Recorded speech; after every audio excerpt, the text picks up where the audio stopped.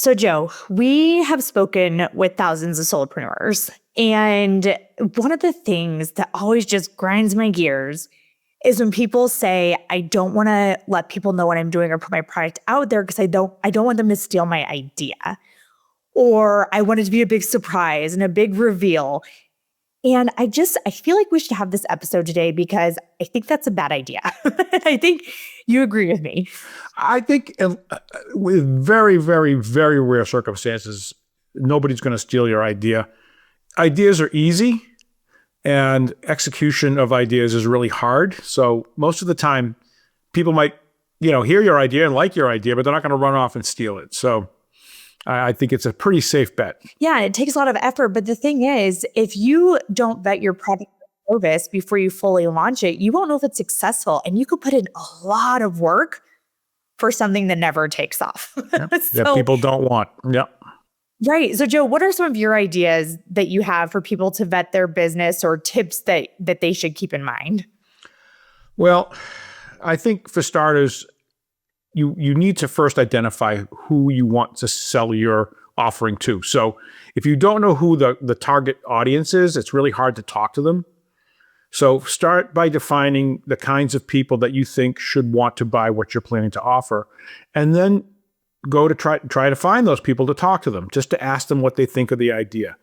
And I've said this a lot in other podcasts, but if you have trouble finding them to talk to them, you're going to have trouble finding them to sell to them. So that's a good little test in and of itself. And then once you get people listening to your idea and kind of vetting it for you, don't be discouraged if, you talk to 10 people and 3 of them love it and 7 people go, nah, that's actually pretty good. You don't take an idea like that. If you get 3 people that love it out of 10 people you were able to find, that's probably a pretty good market overall, right? So don't let the naysayers make you feel like this isn't a good idea, even if it's more than half the people you talk to. As long as a small number of people love it, you're probably on the right track.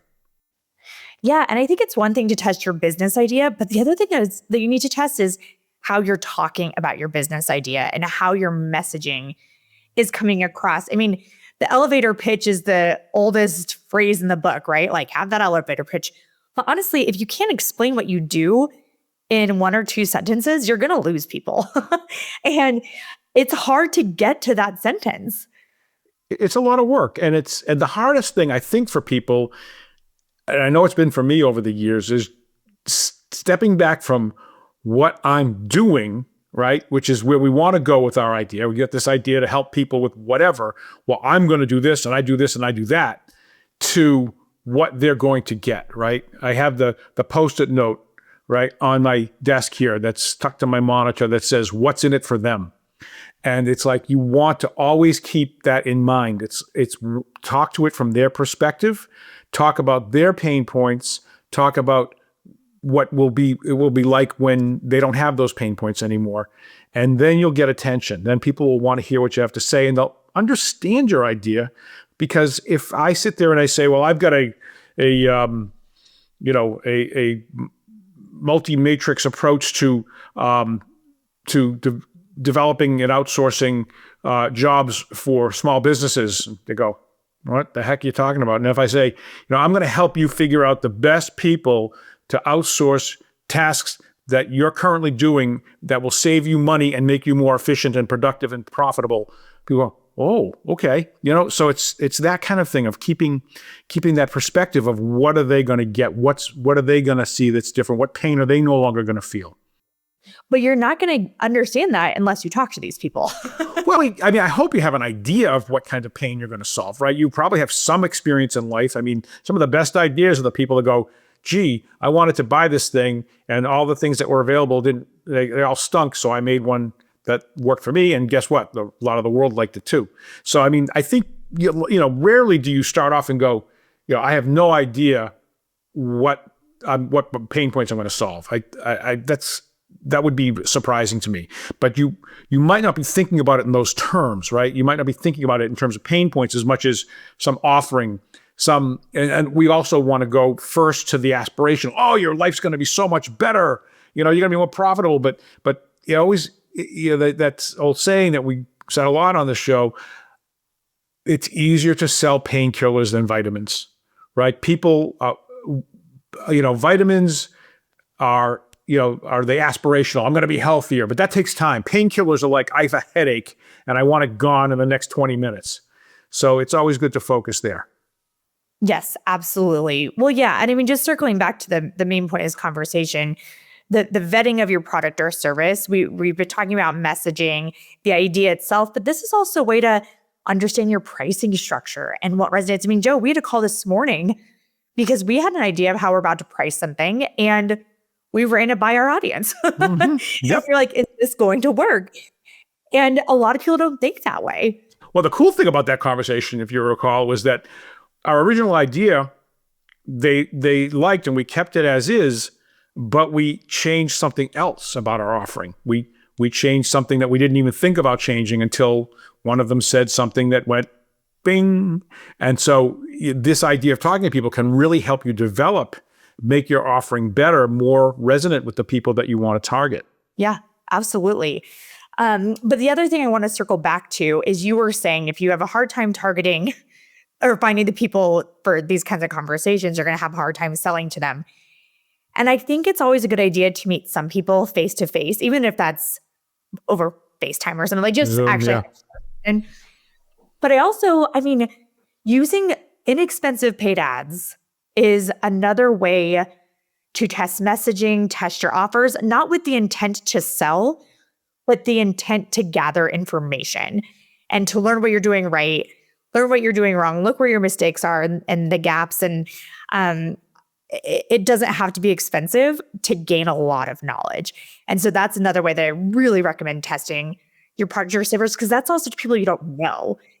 Whereas they revert to people you know from a conversation standpoint. No, I mean, I've heard about a guy that basically had an idea for a product and he advertised it. And I mean, this is a little iffy ethically, but he advertised it for sale. He got a bunch of sales, so he knew it was a good idea, but he didn't actually have the product. So he said basically, sorry, I'm sold out or something, and refunded all their money. And then went and built the product and sold it. But it's, that one's, ethically, I mean, certainly not evil, but unkind. But it did vet the product very effectively. So there is, just ways of getting people engaged. I mean, the thing that I did a few years ago was to find out what kinds of things solopreneurs needed and whether they all needed similar things. And I ran a survey, a paid survey through SurveyMonkey, and had 337 solopreneurs or one-person businesses answer this survey and found out that, guess what? The same problems for every solopreneur, not everyone, but, overall on the average, over 40% struggled with lead generation. 37% struggled with sales, and I think 35% struggled with time management and efficiency. So there was a lot of common problems, regardless of whether they were a coach, a contractor, a consultant, anything else. So that's what told me, hey, this can work. Yeah, absolutely.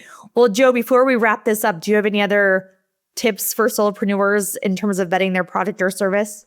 I think I kind of gave the major parts away. Is the main thing is when you're starting this process, make sure it's something that you're good at, right? Because I could sell all kinds of things, but if I start the business and I'm really not a master of what I'm doing, or really good at what I'm doing, that I can truly help people, then that test run of sales is not going to tell you much about whether you're going to have a successful business. So, I mean, it's a little off the topic, but we always talk about selling without sleaze, and this idea of being truly able to help people with whatever it is you're doing is one of the key components to keeping, selling a completely honorable process.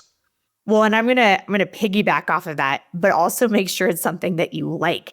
As you are vetting this product and hunting people down and refining your messaging and refining the product or service itself, if you find it to be a drag and you're waking up like, oh, I have to call another person, oh, I have to change this thing, maybe this isn't the right business for you to start, because if you don't like it before you start it, you're not going to like it when you run it. Okay, I'm piggybacking off of that then.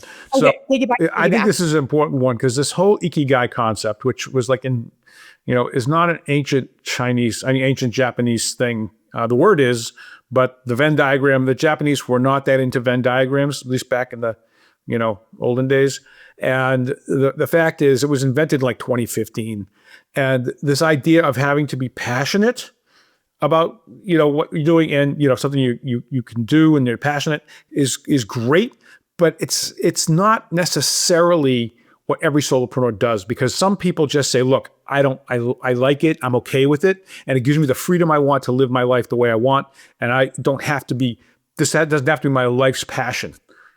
So I think that sometimes people go, I got to find this thing, the intersection of, what I love and what I'm good at, and what the world needs, and what the world will pay for. And it's like, yeah, you can probably get away with 3 of those, at least certain combinations of 3. So I just want to put that out there that, it's not necessarily that you have to hit the quadfecta on Ikigai in order to have that business that you're talking about. Exactly.